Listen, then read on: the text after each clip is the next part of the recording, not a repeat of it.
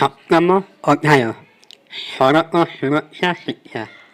Somankono অনুক্রম ব্যবহার করি graphic সম্পর্কিত প্রশ্নাবলীর সমাধান। প্রথমে ଏହାର ଉଦ୍ଦେଶ୍ୟ ଓ ପ୍ରସଙ୍ଗ ବିଷୟରେ କିଛି ଜାଣିବା। ଉଦ୍ଦେଶ୍ୟ କ'ଣ? ସଡ଼କରେ ଯାତ୍ରା କରିବା ସମୟରେ ଟ୍ରାଫିକ୍ ସଂକେତ ସବୁ ଅତିକ୍ରମ କରିବା ଉପରେ।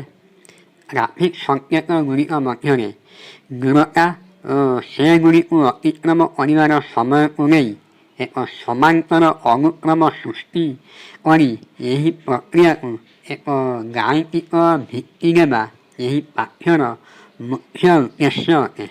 ପ୍ରସଙ୍ଗ କ'ଣ? ଏକ ସମାନ୍ତର ପ୍ରଗତିରେ ଆମେ ସଂଖ୍ୟା ଗୁଡ଼ିକର ଅନୁକ୍ରମ ଓ ସେମାନଙ୍କର ସମାନ୍ତର ଶ୍ରେଣୀ ବିଷୟରେ ଆଲୋଚନା କଲାବେଳେ ସମୟ ଓ ଦୂରତାକୁ ମଧ୍ୟ ଅନ୍ତର୍ଭୁକ୍ତ କରିପାରିବା। ଧ୍ୟାନ ଦେବେ, ସମୟ ଓ ଦୂରତାକୁ ଏଠାରେ ଗୁରୁତ୍ୱ ଦିଆଯାଇଛି।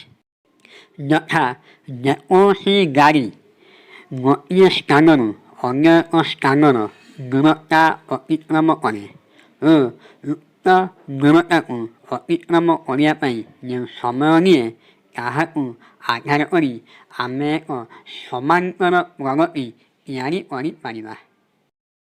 ଏବେ ବହିରେ ଦିଆଯାଇଥିବା ଉଦାହରଣମାନଙ୍କୁ ବୁଝିବା।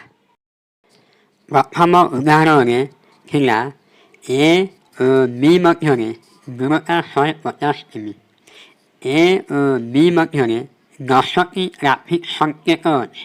ଗୋଟିଏ କାର୍ ଘଣ୍ଟା ପ୍ରତି 60 କିମି ବେଗରେ ଏରୁ ବାହାରି ସମସ୍ତ ଟ୍ରାଫିକ୍ ସଂକେତ ଅତିକ୍ରମ କରି 2 ଘଣ୍ଟା 30 ମିନିଟରେ ବିରେ ପହଞ୍ଚେ। ମାତ୍ର ଅନ୍ୟ ଦିନମାନଙ୍କରେ ଅତ୍ୟଧିକ ଭିଡ଼ ଯୋଗୁଁ ନିମ୍ନମତେ ବିଭିନ୍ନ ଟ୍ରାଫିକ୍ ସଂକେତ ପାଖରେ କାର୍କୁ ଠିଆ ହେବାକୁ ପଡ଼ିଥାଏ। ପ୍ରଥମ ଟ୍ରାଫିକ୍ ସଂକେତରେ 1 ମିନିଟ୍, ଦ୍ୱିତୀୟ ଟ୍ରାଫିକ୍ ସଂକେତରେ 2 ମିନିଟ୍, ଏହିପରି 10ମ ଟ୍ରାଫିକ୍ ସଂକେତରେ 10 ମିନିଟ୍ ପର୍ଯ୍ୟନ୍ତ ଠିଆ ହୋଇଥିଲେ ଏବଂ ଯଦି କାର୍ର ଘଣ୍ଟା ପ୍ରତି ବେଗ 60 କିମି ହୁଏ ଓ କାର୍ଟି ସମସ୍ତ ଟ୍ରାଫିକ୍ ନିୟମ ପାଳନ କରେ ତେବେ ଉକ୍ତ ଯାତ୍ରାରେ କାର୍ଟି ନେଇଥିବା ସମୟ ନିର୍ଣ୍ଣୟ କର। ପ୍ରଶ୍ନ ଅନୁସାରେ ଏ ଓ ବି ମଧ୍ୟରେ 10ଟି ଟ୍ରାଫିକ୍ ସିଗ୍ନାଲ ଅଛି। ତେଣୁ ଏଠାରେ ସମାନ୍ତର ପ୍ରଗତିର ବ୍ୟବହାର କରାଯାଇପାରିବ। ଯେହେତୁ ଏଠାରେ ପ୍ରଥମ ଟ୍ରାଫିକ୍ରେ 1 ମିନିଟ୍, ଦ୍ୱିତୀୟ ଟ୍ରାଫିକ୍ରେ 2 ମିନିଟ୍, ଏହିପରି 10ମ ଟ୍ରାଫିକ୍ରେ 10 ମିନିଟ୍ ସମୟ ନେଇଛି ରହିବାକୁ। ଅର୍ଥାତ୍ ଏ ଶେଷ ମାନ 1 ଓ ବି ଶେଷ ମାନ 2 ଏବଂ ଏନ୍ ଶେଷ ମାନ 10। ତେଣୁ Sn ଶେଷ ମାନ n into n plus 1 by 2 equal to 110 by 2 equal to 55 minutes। ଅର୍ଥାତ୍ କେବଳ ଟ୍ରାଫିକ୍ରେ ତାର 55 ମିନିଟ୍ ସମୟ ରହିଛି। ପ୍ରଶ୍ନ ଅନୁସାରେ ଗାଡ଼ି 60 କିମି ବେଗରେ ଅବିରତ ଭାବେ ଗତି କଲେ ଏରୁ ବିକୁ 2 ଘଣ୍ଟା 30 ମିନିଟ୍ ସମୟରେ ପହଞ୍ଚେ।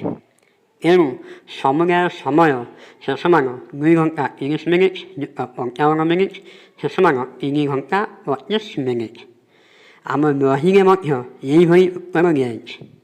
ଅତଏବ ଟ୍ରାଫିକ୍ ସଂକେତରେ ନିର୍ଦ୍ଧାରିତ ସମୟରେ ଅଟକି ଏ ଠାରୁ ବି ପର୍ଯ୍ୟନ୍ତ ପହଞ୍ଚିବା ସମୟ ଶେଷ ମାନ 2 ଘଣ୍ଟା 30 ମିନିଟ୍ ଯୁକ୍ତ 55 ମିନିଟ୍ ଶେଷ ମାନ 3 ଘଣ୍ଟା 25 ମିନିଟ୍। ଏହା ଥିଲା ଉଦାହରଣ 1ର ଉତ୍ତର।